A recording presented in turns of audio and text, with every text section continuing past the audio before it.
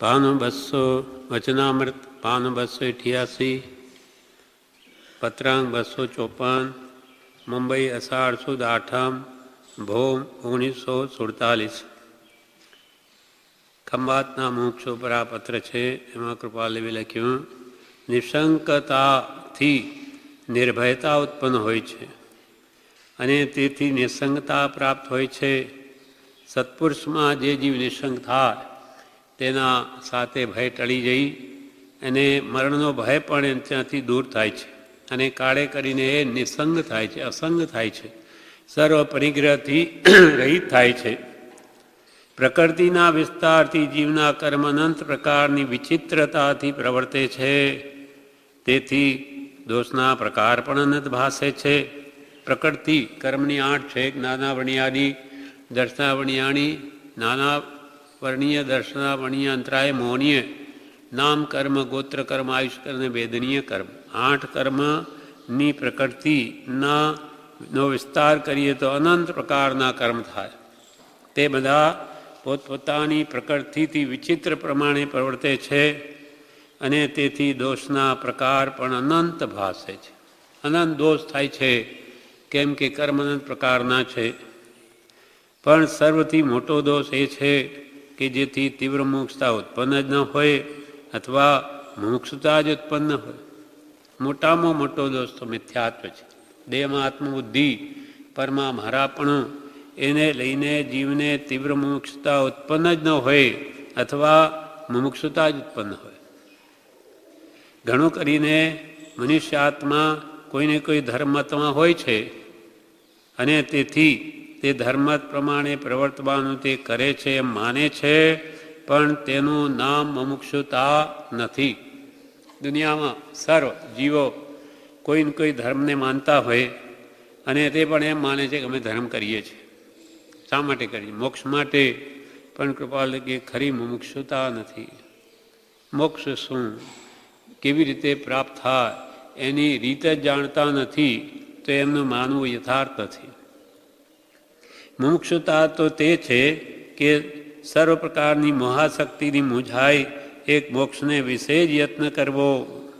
મુમુક્ષુતા મોક્ષે જવાની કામના, મોહથી છૂટવાની ભાવના કે સર્વ પ્રકારના કર્મથી મુક્ત થવાની ભાવના, જેથી મુક્તિ મળે તે મુમુક્ષુ. એ મુમુક્ષુતા તો તે છે કે સર્વ પ્રકારની મોહાશક્તિ, મોહ આસક્તિ જે જગતના પરપદાર્થોમાં જીવને છે એથી મૂંઝાય, એની મૂંઝવણ થાય કે આ બધા મોહના પ્રબળ નિમિત્તો છે, મને કર્મથી બાંધી લેશે, એવી મૂંઝવણ થતી હોય તો મુમુક્ષુ. મોહાશક્તિથી મૂંઝાય એક મોક્ષને વિશે જ યત્ન કરવો, માત્ર મોક્ષ અભિલાષ.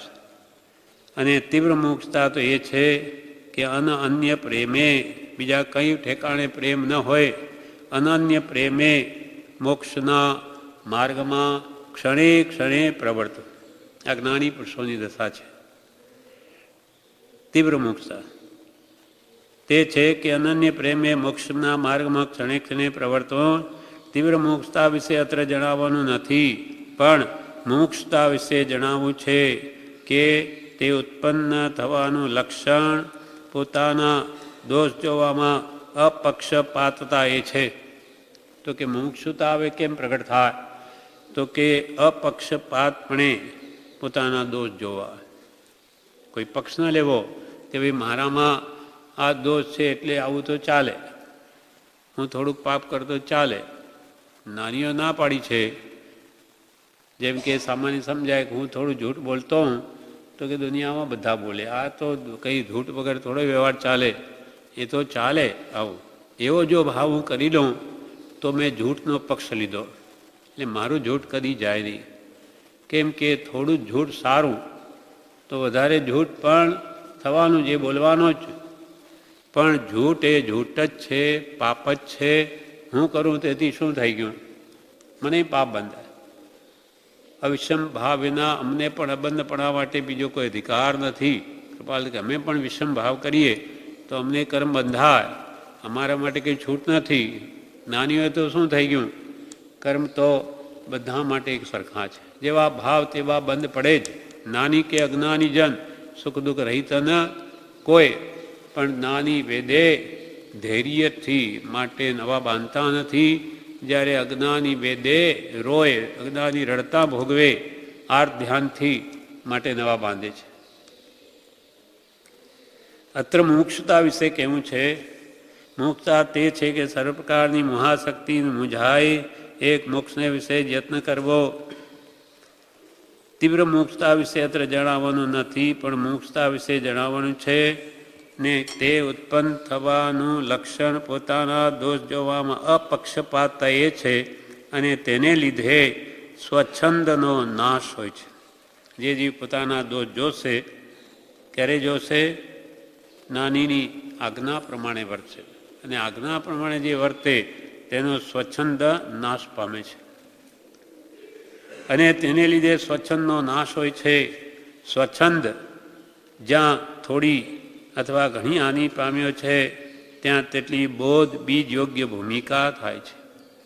જેટલો સ્વચ્છંદ રોકાણો, સ્વચ્છંદને રોકવાનો ઉપાય જ્ઞાનીની આજ્ઞા. જ્ઞાનીની આજ્ઞામાં પ્રવર્તવું તો પોતાનો સ્વચ્છંદ રોકાય.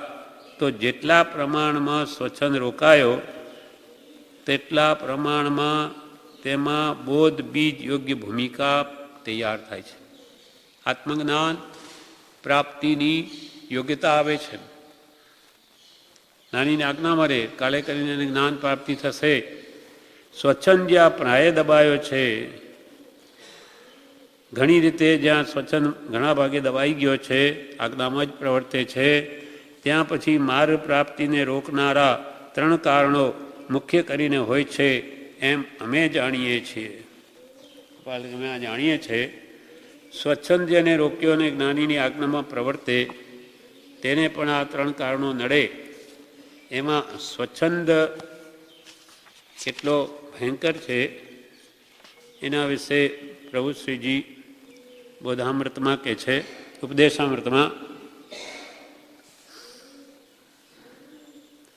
કે જીવે પાનું 126 ઉપદેશામૃતમાં પ્રભુશ્રી કહે, જીવે આંધળી દોડ કરી છે. જીવે આંધળી દોડ કરી છે એટલે સ્વચ્છંદે વર્તન કર્યું છે. પોતાની મરજી પ્રમાણે ક્યાં જવું એનું ભાન નથી, ને કોઈ દોડ કરે, ક્યાં જવું છે એ તો ખબર જ નથી. તો દોડે છે શા માટે? તેમ જીવે આંધળી દોડ કરી છે એટલે સ્વચ્છંદે વર્તન કર્યું છે.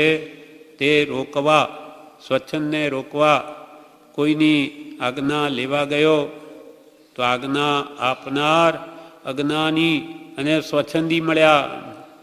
એવી મારે સ્વચ્છંદ નથી વર્તવું, કોઈ જ્ઞાનીની આજ્ઞાએ વર્તવું છે. જ્ઞાનીને શોધવા ગયો તો અજ્ઞાની મળ્યા. જ્ઞાની પણ અજ્ઞાની કહેવાય, જ્ઞાનીને છે અજ્ઞાની અને સ્વચ્છંદી. એ આજ્ઞા આપનાર અજ્ઞાનીને સ્વચ્છંદી મળ્યા.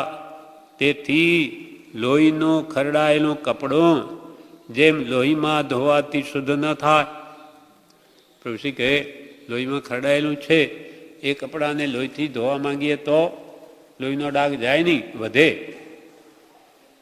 લોહીથી ખરડાયેલું કપડું જેમ લોહીમાં ધોવાથી શુદ્ધ ન થાય, તેમ સ્વચ્છંદી પુરુષની આજ્ઞા સ્વચ્છંદનો નાશ કરી શકે નહીં. ગુરુ સ્વચ્છંદી એ આપણો સ્વચ્છંદ ન કાઢી શકે. તેથી નાની પાસેથી જ્ઞાન પ્રાપ્ત કરવા યોગ્ય છે. જ્ઞાન તો જ્ઞાની માં કળો, હમણાં જ બોલ્યું, જ્ઞાન નાની માં કળો નહીં, અન્ય સ્થાને જ્ઞાન ભાગ્યું, જ્ઞાન તો જ્ઞાની માં કળો. જ્ઞાન એ વસ્તુ જ્ઞાની પાસે જ મળે. જેમ હીરો જોઈતો હોય તો ઝવેરીને ત્યાં જ મળે, મોચીને ત્યાં ન મળે, તેમ જ્ઞાન તો જ્ઞાનીમાં છે. એટલે તો હવે નાની પાસેથી જ્ઞાન પ્રાપ્ત થવા યોગ્ય છે એવો નિશ્ચય રાખી નાની પુરુષની મને ક્યારે પ્રાપ્તિ થાય એવી ભાવના કર્તવ્ય છે. અને જ્ઞાનીનો યોગ પ્રાપ્ત થયે મારે 3 યોગથી તેની આજ્ઞા જ ઉઠાવવી છે એવો દ્રઢ નિશ્ચય કર્તવ્ય છે. જ્ઞાની પહેલાં શોધવા, કોની આજ્ઞા આરાધું? સાચા જ્ઞાની મળી આવે તો બસ એવો દ્રઢ નિશ્ચય કરવો કે મારે તો એમની આજ્ઞા જ ઉઠાવવી છે. મારે સ્વચ્છંદે નથી પડતું. પોતાની માન્યતા, કલ્પના કે દુરાગ્રહ દૂર કરી સર્વાર્પણપણે સત્પુરુષની આજ્ઞા ઉઠાવવાથી જ મારું કલ્યાણ થવાનું છે એમ માની આજ્ઞાની ભાવના નિરંતર કર્તવ્ય છે. જી એક આત્મ પ્રાપ્તિનો જ લક્ષ્ય રાખી જ્ઞાની પાસે શું મેળવવું? જ્ઞાન, આત્મજ્ઞાન. કોઈ ધનાદિ કે સંસાર સુખની કામના જ્ઞાની પાસે કરવી નહીં. એક આત્મ પ્રાપ્તિનો જ લક્ષ્ય રાખી તેના સાધનરૂપ જ્ઞાની પ્રશ્નો યોગ અને તેની આજ્ઞા ઉઠાવવાની તત્પરતા સદવ્યવહાર માટે જીવ પુરુષાર્થ કરે તો આ મનુષ્ય ભાવમાં તેમ બનવા યોગ્ય છે. જી અહીં આટલું થઈ શકે છે. મનુષ્ય ભગવાને દુર્લભ કહ્યો છે, પણ તેમાં જો તે ન બન્યું, આત્મજ્ઞાનની પ્રાપ્તિ જ્ઞાની દ્વારા જો ન થઈ આ કાળમાં અને પરકથા તથા પરવૃત્તિમાં જ આ ભાવ નિરર્થક ચાલ્યો જાય તો તેની કિંમત ફૂટી બદામ જેટલી પણ ગણવા યોગ્ય નથી. આ અમૂલ્ય માનવદેહ જો આત્માર્થ માટે ન ગયો જ્ઞાન પ્રાપ્તિ મળે તો એની કિંમત ફૂટી બદામની પણ નથી. અને જો ગયો તો આત્માર્થે તો એ અમૂલ્ય રત્નોથી પણ એની કિંમત નહીં થાય. એટલે સ્વચ્છંદ એ છે એ મહાભયંકર છે. એના ઉપર ફરી પ્રભુશ્રીજીએ 127 પાન ઉપર તેના સામે જ કહ્યું,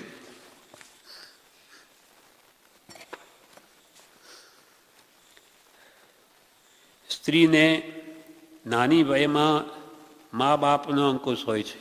પાનું 127 ઉપદેશામૃતમાં સ્ત્રી બાળક હોય, નાની હોય ત્યારે એને મા બાપનો અંકુશ હોય. સ્ત્રીને નાની વયમાં મા બાપનો અંકુશ હોય છે. જુવાનીમાં ધણીનો કાબુ હોય છે અને ધણી ન હોય ત્યારે પુત્રના કયા પ્રમાણે વર્તવું એમ શાસ્ત્રમાં જણાવ્યું છે. આ દ્રષ્ટાંત આપ્યું પ્રભુશ્રીજીએ કે નાની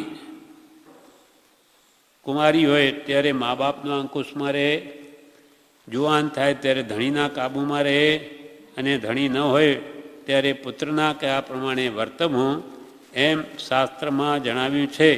તેમ સ્વચ્છંદ રોકો હિતકારી છે. પોતાની ઈચ્છા પ્રમાણે ન વર્તવું, નાની કહે તેમ કરવું. પરમ કૃપાળુ દેવે પણ જણાવ્યું છે કે મારા પર સઘળા સરળ ભાવથી હુકમ ચલાવો તો હું રાજી છું.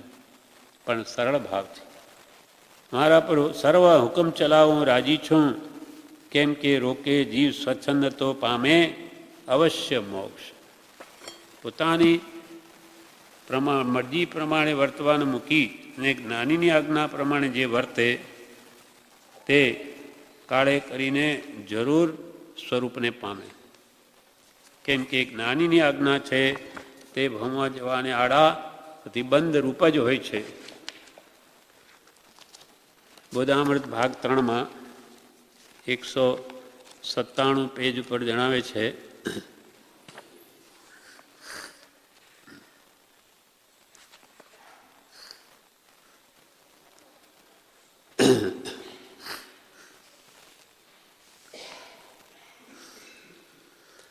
તમને ખબર મળ્યા.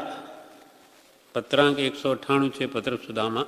તેમાં શું કે કોઈ બાઈએ પત્ર લખ્યો છે કે મારા પતિનું મરણ સારું થયું નથી. તેના જવાબમાં કે છે, તમને ખબર મળ્યા કે તમારા પતિની સુગતિ થઈ નથી. સારા ભાવ હતા, ડાયા કહેવાતા, ધર્મી હતા એમ તમે પણ માનો છો. છેવટ સુધી તેમણે માનેલી વાત મુક્તિ વિસારી નહીં. તેમ છતાં દુર્ગતિ કે દુઃખ છૂટ્યા નહીં. તો મોક્ષ માર્ગ તે માનતા હતા, તેથી બીજો કોઈ હોવો જોઈએ એમ તો સાબિત થાય છે. એમની જે પકડ હતી, મરતા સુધી તમારા પતિએ છોડી નહીં, છતાં તમે કહો છો કે એમની સારી ગતિ થઈ નથી, અંતે ભાવ શુદ્ધિ રહી નથી, બરાબર? તો એમ લાગે છે કે છેવટ સુધી તેમણે માનેલી વાત મુક્તિ વિસારી નહીં, તેમ છતાં દુર્ગતિ કે દુઃખ તો છૂટ્યા નહીં. તો મોક્ષ માર્ગ તે માનતા હતા તેથી બીજો કોઈ હોવો જોઈએ એમ તો સાબિત થાય છે. ગમે તેવા ઉત્તમ પકવાનમાં ઝેર ભળેલું હોય તો તે ઉપરથી સારી રસોઈ જેવી લાગે પણ પ્રાણ હરનાર થઈ પડે છે. ઉપરથી ભલે ને ચાંદી શું સોનાના વર્ગ ચોપડી દે મિષ્ટાન ઉપર, પણ અંદર ઝેર હોય તો શું કામનું એ? તેમ ઉત્તમ પકવાનમાં ઝેર ભળેલું હોય તો તે ઉપરથી સારી રસોઈ જેવી લાગે પણ પ્રાણ હરનાર થઈ પડે છે. તેમ ગીતાદિ શાસ્ત્રો કે ભગવાનના નામ જે સ્વચ્છંદે બોલાય છે, ભણાય છે, તે ધર્મને નામે અહંકાર સેવાય છે. સ્વચ્છંદે જે ગીતા વાંચે કે આવા કોઈ બી બીજા શાસ્ત્રો ભગવાનના નામ જે સ્વચ્છંદે લેવાય છે કે ભણાય છે તે ધર્મને નામે અહંકાર સેવાય છે. અને પાપ મૂળ અભિમાન કે અહંકાર છે, પાપનું મૂળ જ અહંકાર અભિમાન છે. તેથી પાપ નિરંતર બંધાતું હોવાથી દુર્ગતિ સિવાય બીજું ફળ શું હોઈ શકે?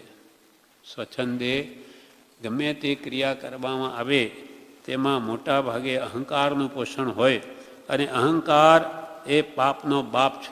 પાપ મૂળ અભિમાન એ અહંકાર છે. તેથી પાપ નિરંતર બંધાતું હોવાથી દુર્ગતિ સિવાય બીજું ફળ શું હોઈ શકે? માટે આત્મસિદ્ધિની શરૂઆતમાં કહ્યું છે કે રોકે જીવ સ્વચ્છંદ તો પામે, અવશ્ય મોક્ષ પામ્યા એમ અનંત છે ભાગ્યું જીવ નિર્દોષ. પ્રત્યક્ષ સદગુરુ યોગથી સ્વચ્છંદે રોકાય, અને ઉપાય કર્યા થકી પ્રાયે બમણો થાય. સદગુરુ કોણ? સદગુરુ એટલે આત્મજ્ઞાની ગુરુની આજ્ઞા વિના જે શાસ્ત્ર ગીતાદિ વંચાય કે ગમે તેવા મંત્રનો જાપ થાય તેમાં આત્માને લાભ થાય તેવું કંઈ પણ હોતું નથી. આટલી વાત ખાસ કરીને ઊંડા ઉતરીને વિચારી દ્રઢ કરી દેવા જેવી છે. જી જ્ઞાનીની આજ્ઞામાં જ કલ્યાણ છે. ભગવાન મહાવીરનું મુખ્ય વાક્ય આણા એ ધમ્મો આણા એ તવો. આજ્ઞાનું આરાધન એ જ ધર્મ, આજ્ઞાનું આરાધન એ જ ધર્મ છે. પોતાની સ્વમતી કલ્પનાએ અનંતકાલથી જીવ નિચ્છંદે ચાલી પરિશ્રમ કરે તો પણ પોતે પોતાથી જ્ઞાન પામે નહીં. જ્યારે જ્ઞાની પુરુષની આજ્ઞાનો આરાધક અંતર મુહૂર્તમાં પણ કેવળ જ્ઞાન પામે. સ્વચ્છંદે અનંતકાલથી આજ સુધી આપણે શું નથી કર્યું એમ નિયમો કહ્યું તેમ છતાં હજુ કાંઈ નહીં, કાંઈ હાથમાં નહીં. બિન સદગુરુ કોઈ ને ભેદ લે, મુખ આગળ હે કહ બાત કહે. જ્યારે ભગવાન તીર્થંકરો હાજર હોય ત્યારે એ જ ગુરુ છે ને એ જ દેવ છે. ત્યારે ગૌતમ સ્વામી એમને કહે કે અમે ગુરુ છીએ. ભગવાનની પ્રત્યક્ષ હાજરી ત્યારે એ જ દેવ તત્વ ને એ જ ગુરુ તત્વ છે. પણ ભગવાન ન હોય ત્યારે ગુરુ ગૌતમ કે ગણધર સ્વામી જે પણ પોતાનો આજ્ઞા ભગવાનનું કહેલું બતાવે, પણ ભગવાન હોય ત્યાર તો એ જ સર્વસ્વ છે. તેમ જ્ઞાનીની આજ્ઞા મૂકીને સ્વચ્છંદે જીવ વર્તે એમાં મોક્ષ નથી. કેમ કે એને ખબર જ નથી, માર્ગ જ ખબર નથી. તો ચાલે કેવી રીતે? મોક્ષનો માર્ગ તો અંતરંગ માર્ગ છે. એ કંઈ આવો સડક નથી મોક્ષનો કે દેખાય. અહીંયા પણ જો આપણને માર્ગની ખબર ન હોય ને આપણે ગામ જવાય છીએ તો તે ગામ ન પહોંચી શકીએ કે ભાઈ આ રોડ બધા દેખાય છે ને, એમાં શું પૂછવાનું? મારે મુંબઈ જવું, આ દેખાય ચાલીશું, એમ પત્તો નહીં ખાય. એમ તો ઘણા ફાંટા આવે વચ્ચે. તેમ મોક્ષ માર્ગ તો અંતરંગ આત્મશુદ્ધિનો માર્ગ છે, અને એ ગુરુ વગર કોઈ કાળે એને સાચો માર્ગ પ્રાપ્ત થાય જ નહીં. ભગવાન તીર્થંકરોને તે ભાવમાં ગુરુ હોતા નથી, પણ તેથી 3 ભાવ પહેલાં તો એમને ગુરુ હોય જ છે. તીર્થંકર પણ ગુરુથી જ જ્ઞાન પામે છે.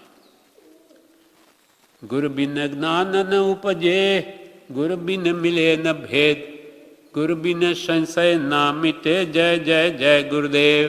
ગુરુદેવ કી જય હો. કેમ કે આ અરૂપી એવો આત્મા તે જ્ઞાની ગુરુ વગર જણાય જ નહીં, એનું સ્વરૂપ ઓળખાય જ નહીં. એટલે ગુરુ તો જોઈશે જ. પરમાર્થમાં શું, વ્યવહારમાં શું છે? વ્યવહારમાં બધા છોકરાઓને આપણે ભણવા મોકલીએ છીએ, એના ઉપર હજારો લાખોના ખર્ચ કરીએ. શા માટે? કે ગુરુ વગર જ્ઞાન નથી. નહીં તો આપણે બાળકોને કહેવાનું આપણે કે શું કામ આ બધા ત્યાં જાઓ છો? આ ચોપડા તો એના જ છે, માસ્તર ભણાવે, ઘરે વાંચી લો, પરીક્ષા આપી દો, પાસ થઈ જશો. તમારે નકામું સ્કૂલોમાં કોલેજોમાં જવું અને વળી માસ્તરોને ફીજ આપીને આવે, એના કરતાં ઘરે બેઠા ભણો ને. પણ નથી થતું. એ ગુરુ સમજાવે, શિક્ષક, કે આને આ પ્રમાણે સમજવું, આ પોઈન્ટ ઓફ વ્યૂ, એટલે આ અપેક્ષાથી આ વાત છે, આ અપેક્ષાથી એમ છે. એ સમજાવે તેમ એ લોકો સમજે, તેમ વ્યવહારિક જ્ઞાન પામે. તેમ પરમાર્થમાં પણ ગુરુ વગર જ્ઞાન ન હોય. એટલે આ કે છે સદગુરુ એટલે આત્મજ્ઞાની ગુરુ જોઈએ. આત્મજ્ઞાન પ્રાપ્તિ માટે એ ગુરુ વિના ગમે તેવા શાસ્ત્રો સ્વચ્છંદે વાંચે. તેથી કે છે મોક્ષ પ્રાપ્તિ થવી દુર્લભ છે. પુણ્ય બાંધે, પુણ્ય તો અનંતવાર બાંધીને દેવલોક આદિકમાં જઈ આવ્યો, પણ જન્મથી છૂટાય નહીં. એનો ઉપાય તો જ્ઞાની જ જાણે છે. ત્યાં સુધી કહ્યું પ્રભુશ્રી એકવાર કે પ્રભુ જ્ઞાનીને ઘેર તો ઇજારો છે, ઇજારો એટલે મોનોપોલી. મોક્ષે જવું હોય તો અમારે પાસે જ આવવું પડે. કેમ કે મોક્ષનો માર્ગ બીજાને ખબર જ નથી. જેમ કોઈ આઈટમની મોનોપોલી હોય ને, એક જ વેપારીને ત્યાં મળે, બીજાને ત્યાં નહીં મળે, અથવા બીજે મળે તો એનું કમિશન અંદર હોય જ. તેમ આ મોનોપોલી છે. નાનીને ઘેર ઇજારો છે. નાનીની પાસે જવું જ પડશે જ્ઞાન મેળવવું હશે તો.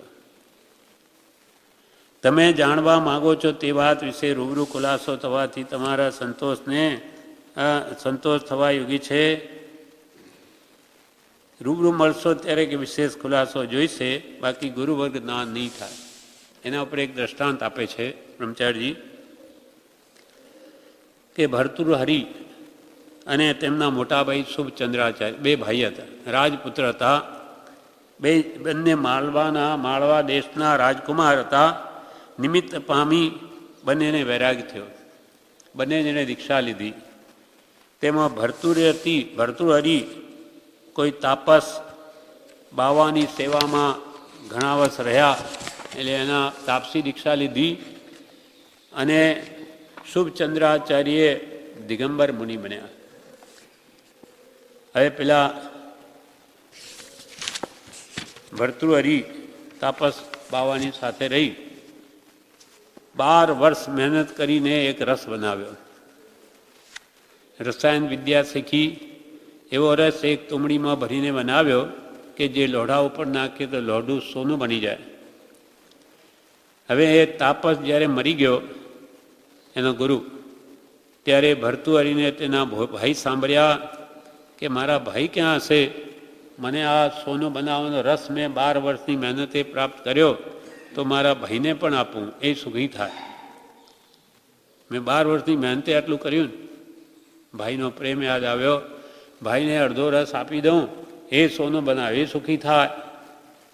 નિશાની આપીને એક શિષ્યને પછી જાંચ કરી તો ફલાણા ઠેકાણે કે છે, તો નિશાની આપી શિષ્યને પહેલાં મોકલ્યો. અડધી તુમડી રસ એમાં આપ્યો. એવો રસ જે સુવર્ણ બનાવી શકે રસાયણ વિદ્યાથી બનેલો, એ પોતાના શિષ્યને આપીને ભાઈને ત્યાં મોકલ્યો. અને કેમ સોનું બનાવવું તે સમજાવવા કહ્યું. આ પ્રમાણે રસ રેડવો ને આમ સોનું બનશે. ઘણી શોધ કરતાં એક જંગલમાં નગ્ન બેઠેલા તે દિગંબર મુનિને તેને દીઠા અને ઓળખ્યા.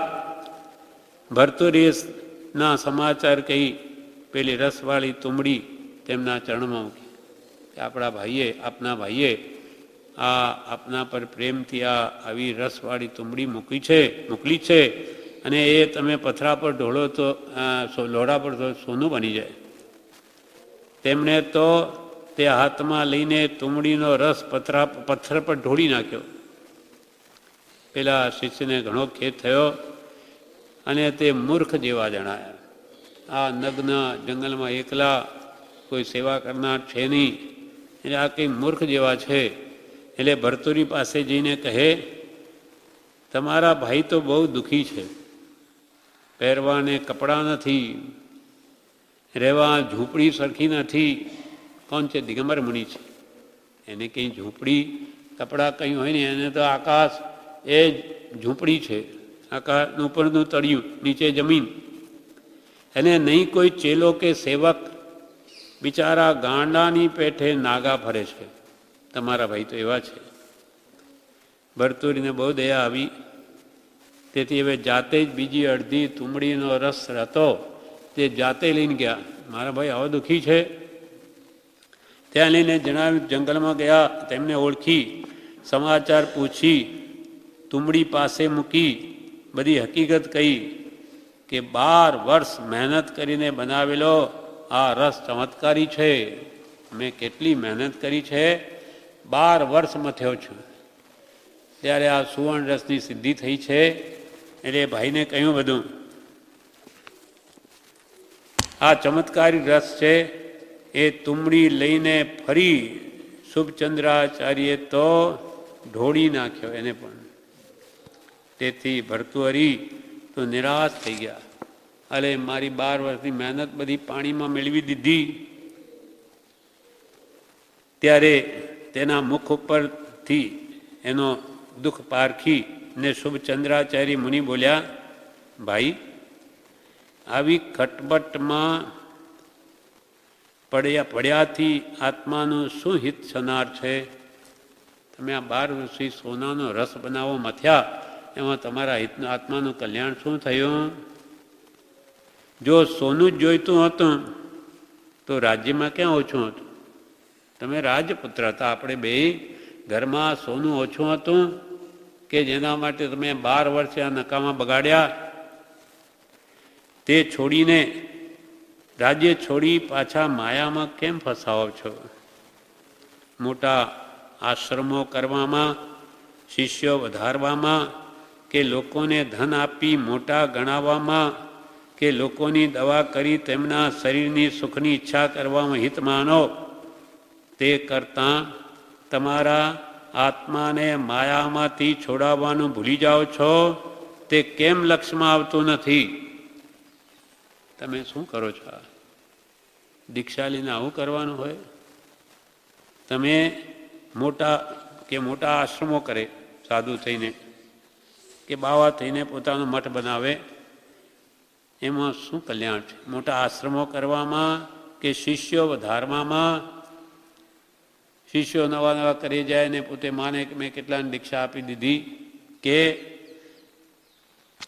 કે લોકોને ધન આપી, આ સોનું બનાવીને લોકોને આપી મોટા ગણાવવામાં કે જુઓ મેં કેવું બનાવી આપ્યું, એમાં તમારા આત્માનું શું કલ્યાણ થયું? કે લોકોની દવા કરી તેમના શરીરના સુખની ઈચ્છા કરવામાં હિત માનો, એમનું શરીર સારું રહે લોકોને, એના માટે હું તો પ્રયત્ન કરું છું. આ પૈસા લોકોને આપું તો એ સુખી રહે ને. આવો જ્યાં માત્ર બાહ્ય લક્ષ્ય છે, તે કરતાં તમારા આત્માને આ માયા મોહમાંથી છોડાવવાનું તો તમે ભૂલી જાઓ છો. તમારું દુઃખ કોણ કાઢશે આત્માનું? તે કેમ લક્ષ્યમાં આવતું નથી? તમારી સી ગતિ થશે? તમારી કઈ ગતિમાં જશો તમે? આ વનસ્પતિના રસમાં 12 વર્ષ ગાળ્યા, તેટલા વર્ષ આત્માને સ્થિર કરવામાં ગાળ્યા હોત તો અત્યારે નજીવી તુચ્છ માયિક વસ્તુઓનો ખેદ થાય છે તે ન થાત. તમે 12 વર્ષ આમાં ગાળ્યા. જો 12 વર્ષ આત્મકલ્યાણ કરવામાં જો પુરુષાર્થશીલ થયા હોત તો આજે આ રસ ઢોળી નાખ્યો, તેમને જે અંતરમાં દુઃખ થયું તમને ન થાત. આ તો બધું તુચ્છ છે પૂતગલ. તમે આત્માને સ્થિર કરવામાં જો 12 વર્ષ ગાળ્યા હોત તો અત્યારે નજીવી તુચ્છ માયિક વસ્તુનો તમને ખેદ થાય છે તે ન થાત. કોઈ માથું કાપી નાખે તો પણ રોમ ન ફરકે તેવા બન્યા હોત. 12 વર્ષની સાધના કરી હોત ખરી તો તમારું કોઈ માથું કાપી નાખે ને તો એ તમારા રોમમય શોક ન થાય એવું બન્યું હોત. તમે જે રસ લાવ્યા તે તો લોઢું શોધીને તેના ઉપર નાખે તો સોનું થાય. તમે રસ લાવ્યા પહેલાં તો લોઢું શોધીને લાવો, એ પણ કાટવાળું હોય તો ન થાય. પછી એના ઉપર રસ નાખો તો એ સોનું થાય.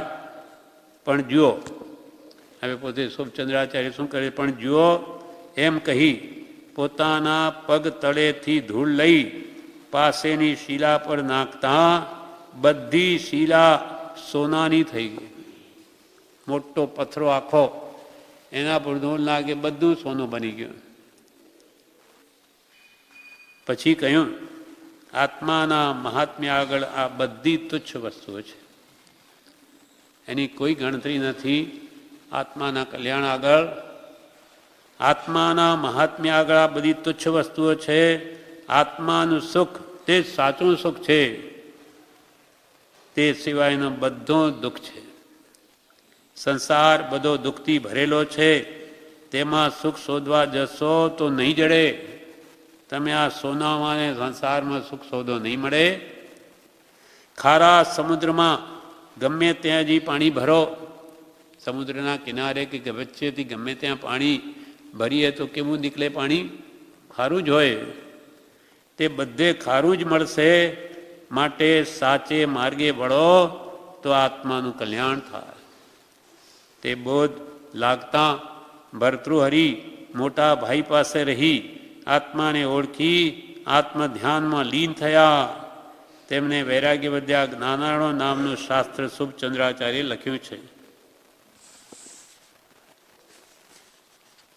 એમ કે છે કે પોતાનો સ્વચ્છંદ રોકી નાનીની આજ્ઞા પ્રમાણે વર્તે તો આપણો સમય બધો ઉપયોગી થાય. નહીં તો સ્વચ્છંદે આ રસ બનાવું કે ઠેકાણા બનાવું આમાં જ વખત ગાળી નાખે, મનુષ્ય ભાવ નિરર્થક ચાલ્યો જાય. આવું તો અનંત વાર કર્યું છે. સત્પુરુષ મળ્યા પછી તો જ્ઞાની કહે તેમ કરવું, કેમ કે જન્મથી છૂટ્યા છે, માર્ગને પામેલો જ માર્ગને પમાડશે. નાની કહે તેમ કરવું. કેટલું સીધું સરળ થઈ જાય આપણા માટે. આપણે શું કરવું? નાની કહે તેમ કરવું. આપણા બધા વિકલ્પો બધો જ મટી જાય. મુમુક્ષુ કહે છે પુરુષાર્થ કરીએ ને તો બધું સરળ છે. 132માં પાન ઉપર નવા બોધામૃતમાં કહે છે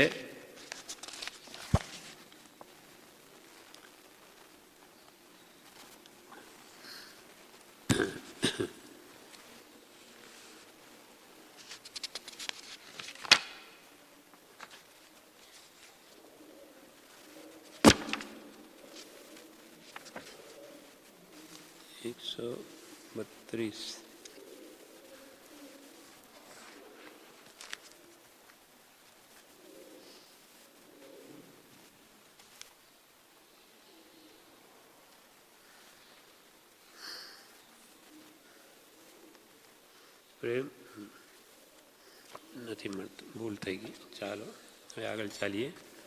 હવે કે છે કે જ્યાં સ્વચ્છંદ પ્રાય દબાયો છે ત્યાં પછી મોક્ષ પ્રાપ્તિને રોકનારા 3 કારણો મુખ્ય કરીને હોય છે.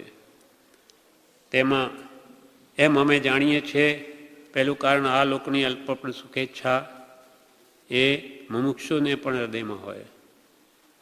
આપણે પણ બધી ક્રિયા ભક્તિ કરીને કંઈક શું ઈચ્છીએ છીએ? સુખ ઈચ્છીએ છીએ.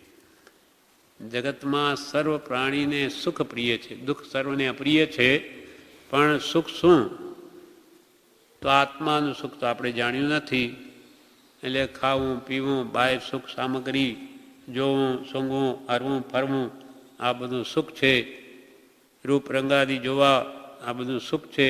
ખાવા પીવામાં સુખ છે. આપણી માન્યતા એવી છે. એટલે સર્વ ક્રિયા કરીને આ લોકની અલ્પ પણ સુખેચ્છા જીવને રહે છે.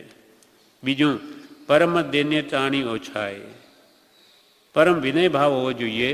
જેના પાસેથી જ્ઞાન મેળવવું તેનો પરમ વિનય કરીએ તો જ જ્ઞાન નાની જ્ઞાન આપે. ત્રીજું છે પદાર્થનો અનિર્ણય. પદાર્થનો અનિર્ણય, પદાર્થ એટલે આત્માનો નિર્ણય નથી.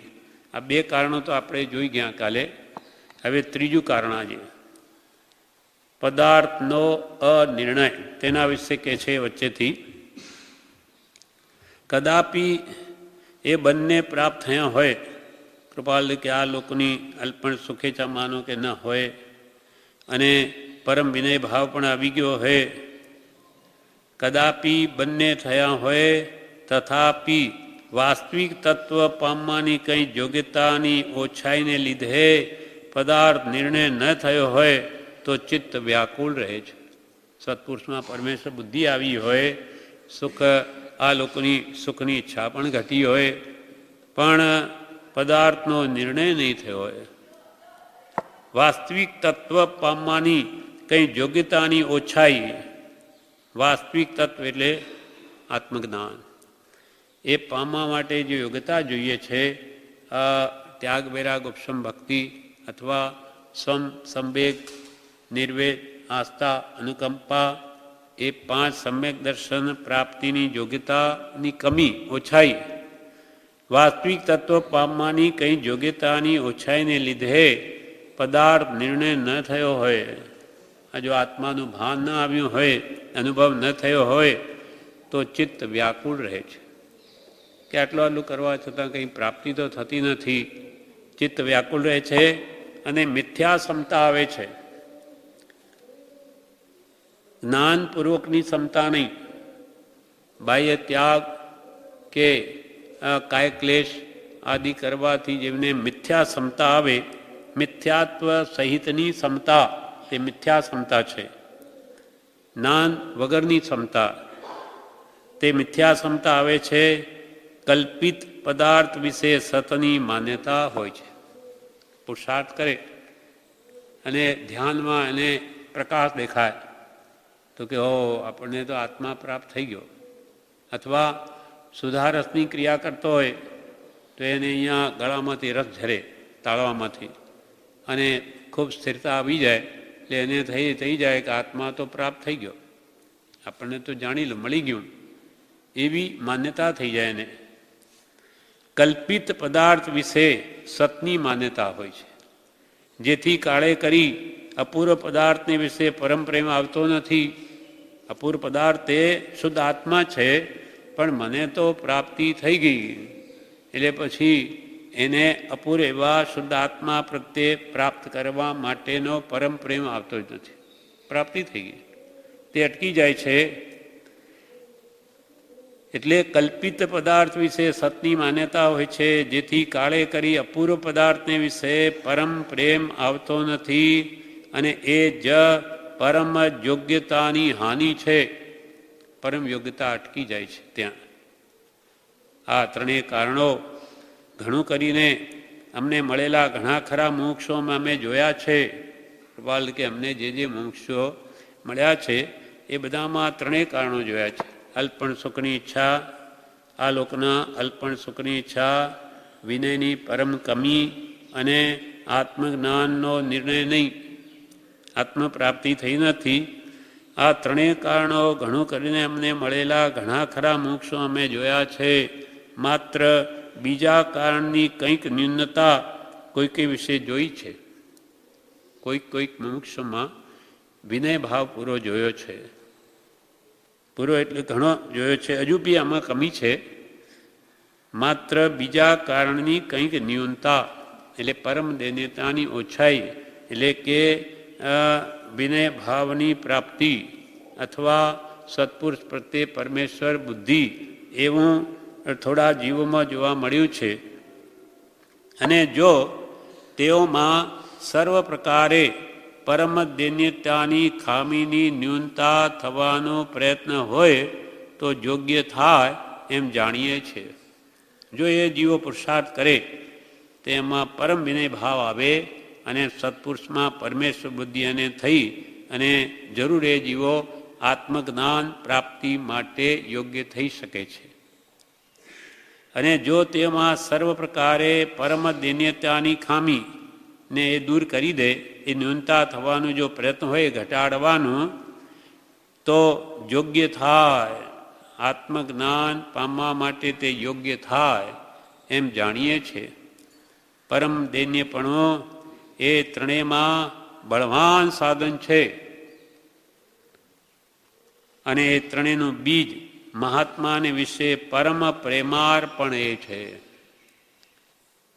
ત્રણ કારણ કયા જે મોક્ષને આગળ વધવા ન દે, તેમાં પણ બળવાન કારણ તો બીજું છે.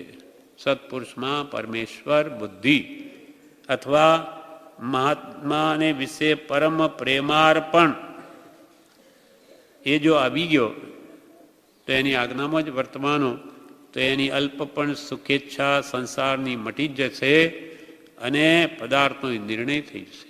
આત્મા જ છું, દેહથી ભિન્ન જ છું એવું દ્રઢત્વ કરવા માટે જ્ઞાની પુરુષ પ્રત્યે પરમ શ્રદ્ધા અથવા પરમ વિનય અથવા સત્પુરુષમાં પરમેશ્વર બુદ્ધિ, એને જ્ઞાનીઓએ પરમ ધર્મ એના માટે કહ્યું છે. કેમ કે આજે આપણને કોણ સુધારે? ભગવાન ઘણા મોટા છે, પણ આજે આપણને કહેવા આવે નહીં અહીંયા. એટલે જે જ્ઞાની છે વર્તમાનમાં, એના પ્રત્યે જો પરમ પ્રેમ આવી ગયો તો એના બધા દોષ નાશ પામશે. અધિક શું કહીએ, અનંત કાળે એ જ માર્ગ છે. વિધિક શું કહીએ વધારે, અનંત કાળે એ જ માર્ગ છે. પૂર્વે જે તીર્થંકરો તર્યા છે એ જ માર્ગે તર્યા છે, બીજા પણ તરશે તો એ જ માર્ગે તરશે. અને વર્તમાનમાં અમને જ્ઞાન પ્રાપ્તિ થઈ હતી એનું પણ એ જ કારણ છે. 194માં પત્રમાં કૃપાલયે કહ્યું, અમે પણ સત્પુરુષ પ્રત્યે અનન્ય ભક્તિ કરી છે, તેના ફળમાં જ અમને જ્ઞાન પ્રાપ્તિ થઈ છે. અને સર્વને માટે પણ આ જ કારણ છે જ્ઞાન પ્રાપ્તિનું. બ્રહ્મચારીજીએ પણ લખ્યું કે નથી નાથ જગમાં સાર કાંઈ, સાર સદગુરુ પ્યાર છે. આ જગતમાં સારો પદાર્થ કોઈ છે જ નહીં. સત્પુરુષ પ્રત્યેની અનન્ય ભક્તિ, પ્રેમ, ગુણાનુરાગ એ જ સારું છે. એ સિવાય આ જગતમાં કંઈ સારું નથી. બધું મોહ કરાવી ને માત્ર સંસારમાં રજડાવે, પણ જ્યારે વિતરાગ પ્રત્યેનો રાગ આપણને નિરાગી કરે છે. અધિક શું કહીએ, અનંત કાળે એ જ માર્ગ છે. આ પ્રમાણે આ પત્ર હજુ અધૂરો છે, બાકીનો આપણે આવતી